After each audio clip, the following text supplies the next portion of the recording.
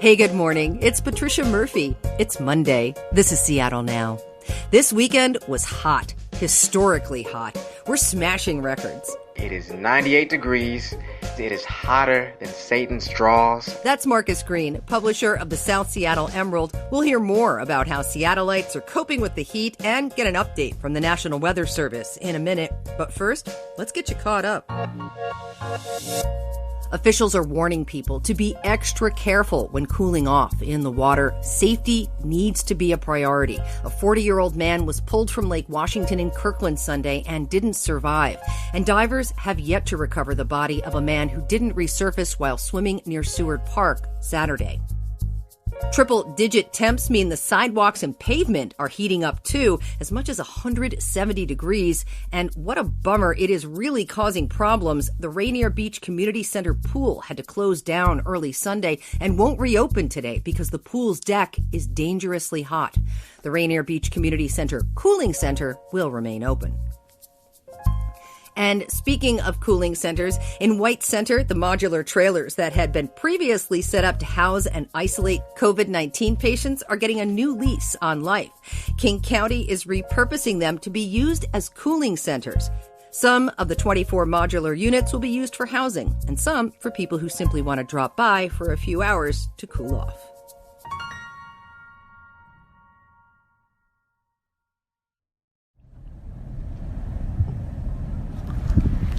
Good morning from Sandpoint, Magnuson Park.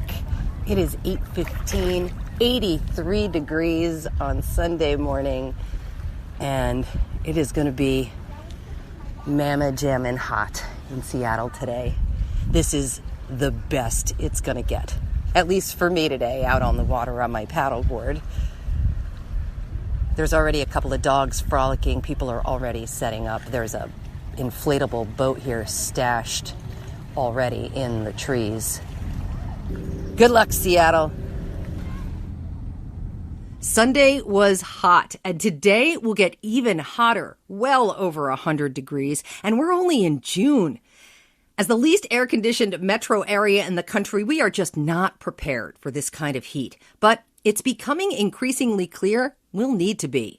The advanced warning gave people time to prepare or panic, depending on what you were looking for.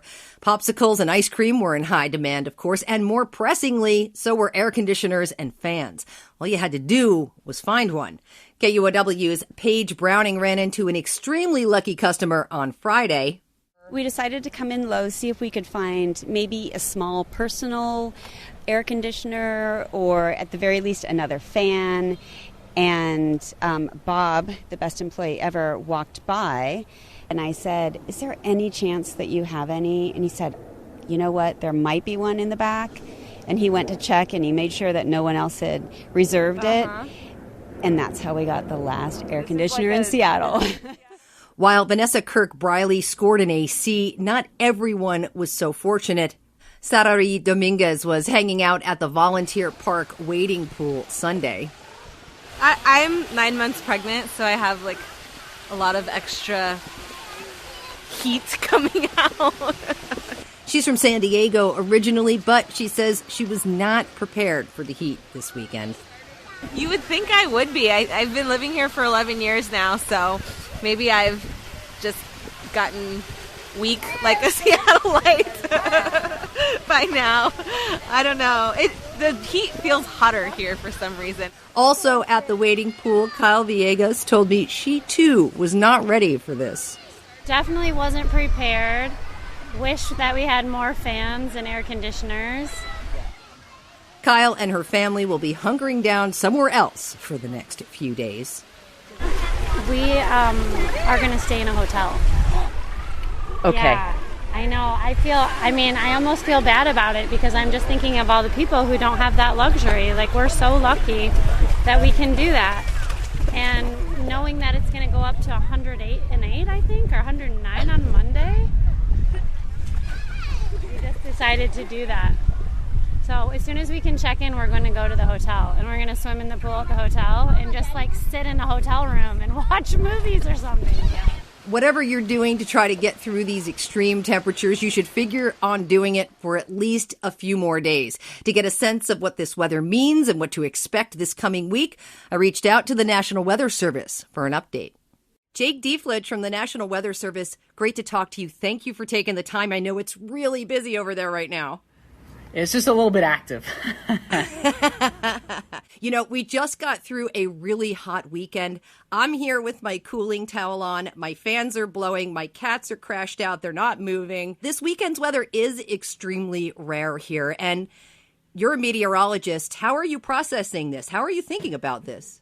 Yeah, you know, it's difficult. It's nothing really like we really have ever seen. I've only been here for a couple years in the office, but we've had other people, other meteorologists here that have been here for 20, 25 years, if not more, and they say the same thing, that it's kind of, you know, how do you communicate such an event that's just so unprecedented when we're breaking all-time records potentially by 5 or more degrees, and we're hitting 3 days of 100 degrees in a row. So it's definitely difficult.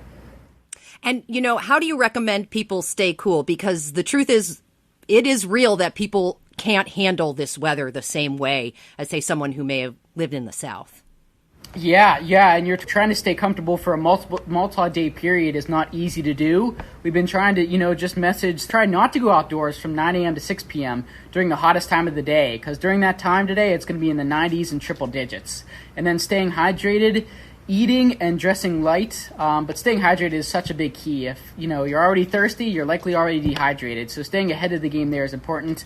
But we also want to push the fact, of using life jackets if you're out in the water. That's still a big push too. People going out to the water, really to do water activities is try to stay cool, but trying to stay safe is a crucial aspect there too. So there's multiple different facets when you're talking about this heat event to kind of stay safe with. Yeah. Jake, give me a quick rundown of this week's forecast if you can. Yeah, so today, like you said, will be the hottest day of the week. We will likely hit around 110 degrees, which would break our all-time record high by 7 degrees. So it's going to be a hot one and the hottest one of this stretch of the last 3 days that we've seen. Tuesday, we'll start to see some improvement. We'll get some cooler air off the Pacific. So highs will only be in the low 90s. I say only.